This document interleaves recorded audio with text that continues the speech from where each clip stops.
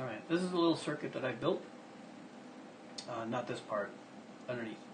What I did is I have a small circuit board in there that's tied to connections specifically for these controllers, this style of controller. This is a Honeywell home thermostat.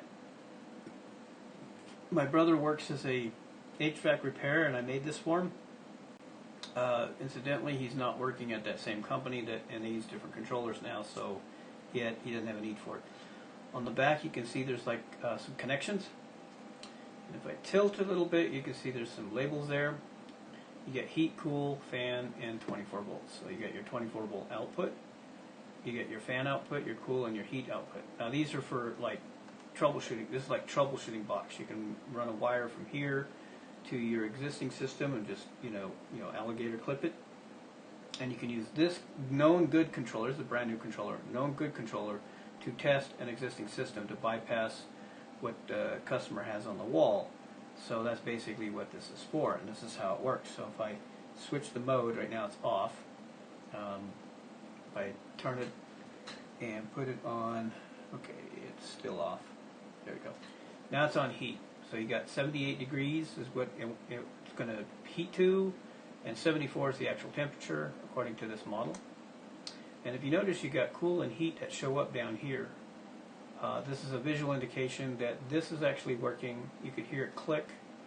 If you listen, I don't know if you can hear it on the video, but if you listen carefully, you can hear it click. So now it's trying to do its thing by turning on the heater and the cool. Actually, the cool's sort of lit up, but it's actually heat. It's supposed to be just heat. So I can turn the fan on, like so, and the fan will turn on in a few seconds. There it goes. And the fan's a green color, so it's green and then red, and then cool will be blue. So when the cool lights will be blue. I didn't put a good enough shield to prevent the light bleed over into the cool. So it should have been just heat only. So now let's say you want to cool instead of heat. So we'll switch this over to the other mode. If you notice right here, it says cool, heat on right now. It's going to switch to cool. The fan will stay on, and it's flashing because it's giving it time. It's like a timing on it. Let's see. It should, in a couple of minutes, this light should light up. Now, for some reason, I don't know why, it'll work sometimes and it won't work other times. I don't know the exact why. It's something I'm doing wrong or I'm not setting wrong. I don't have a manual for this. I didn't bother looking it up. It's fairly simple. There's nothing to it. But it's flashing, which means that it's either on a wait state or whatever. But when it goes solid, then this light will light up. So let me see if I can trick it to lighting.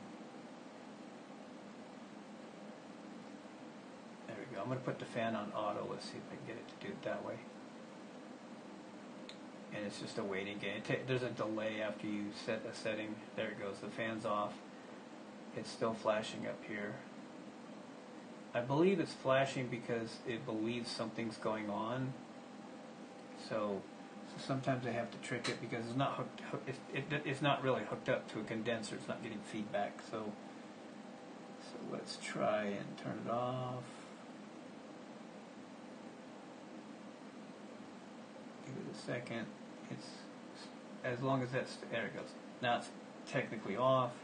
We'll go back to heat again. And we'll see if we can get this to turn on with the cool.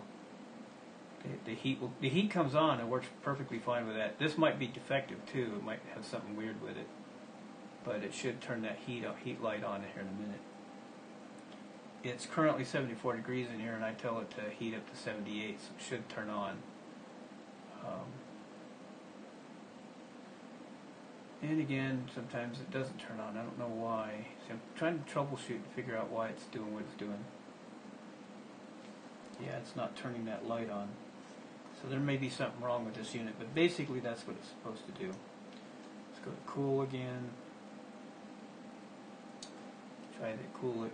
See if the cool will turn on. There it goes. See, now the cool and the fan both turned on, so So it's working. It's just you have to go through the motions on it to get it to do what it's supposed to. And this is not flashing anymore, so that's the indicator. So there you go. That's a little circuit, and all this is a little tiny circuit board underneath here, and all it is a series of LEDs with resistors on them, tied to the 24 volts coming in here, and this is a what they call a wall adapter. Some people call them wall warts.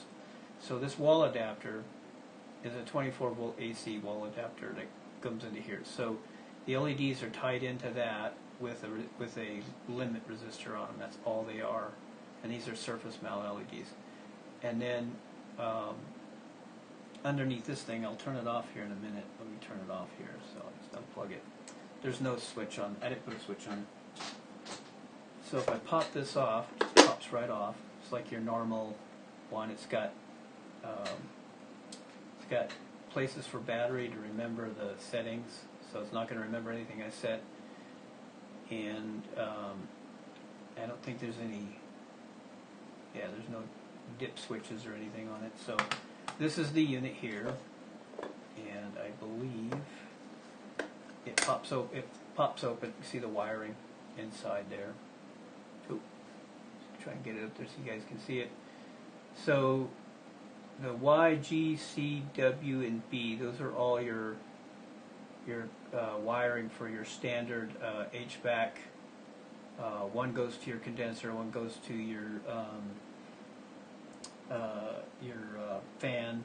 There's like fan controls and stuff. And I don't remember. I used to know what the color codes were when I built this box, but I forgot what it is.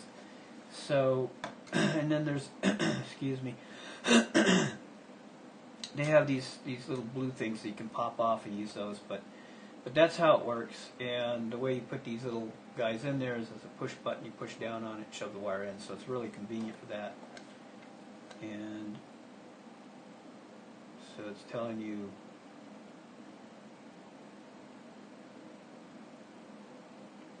has some instructions in there. So anyway, so that's how this thing works. It's just a little project case I bought.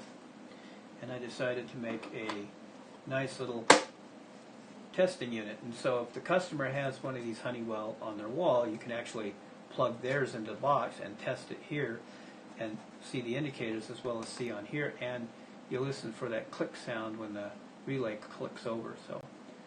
So as an HVAC person, this is a neat little device to help for troubleshooting.